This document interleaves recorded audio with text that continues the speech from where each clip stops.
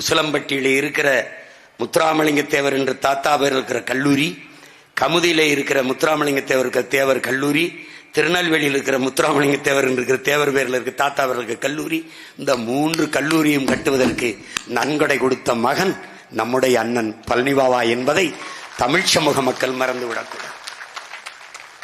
வயது என்ன? 22, 23 வயதில் இவ்வளவு வேலையும் செஞ்சவன்.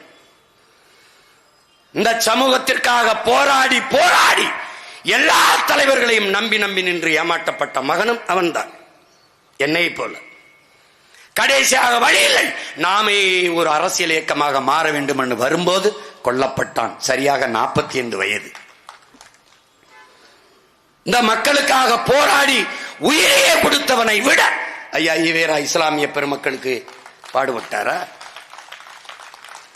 மதத்திற்கு மதவாதத்திற்கு எதிரானவர்கள் நாங்கள்.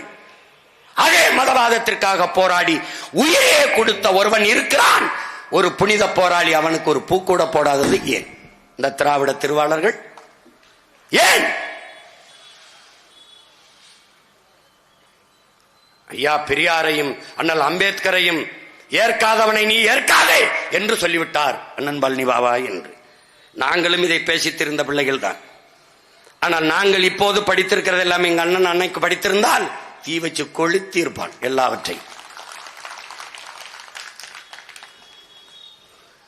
பார்ப்பனர்களுக்கு பயந்து இஸ்லாமியர்களுக்கு இடஒதுக்கீடு கொடுத்ததை சாணியில் கால் வைக்க பயந்து மலத்து மேலே கால் வைத்ததுக்கு ஒப்பானது என்று பேசிய ஈவேராவை அவன் இருந்திருந்தால் என்ன பண்ணியிருப்பான் என்று தெரியாது. ஆனால் அதே பழனிபாபா மானம் உள்ள ஒரு தமிழன் திமுகவுக்கு ஓட்டு போடுவானாடா என்று கேட்டான். அதையும் சொல்லு. இதை அப்ப சொன்னான், கடைசி காலத்தில் சொன்னான். எவ்வளவு வழியோட சொன்னான், அதையும் சொல்லு. அதையும் சொல்ல மாட்ட, சொல்ல மாட்டேன். யாரு பழனிபாபா? அறிவார்ந்த தமிழ் சமூக தம்பி தங்கைகளே, வளர்த்த மகளை மணந்து மனைவியாக்காமல் கடைசி வரை மகளாகவே வளர்த்த மனித புனிதன் நம்முடைய அண்ணன் பழனிபாபா, நம் இனத்தின் பெரியர்.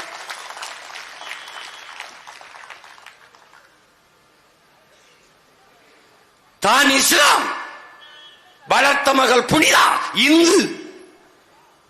தான் சார்ந்த மதத்திற்கு அவளை மாற்றாமல் அவள் ஏற்றுக்கொண்ட மதத்திலே வைத்து வளர்த்த ஒரு மாமகான் நம்முடைய அண்ணன் பழனிபாபா.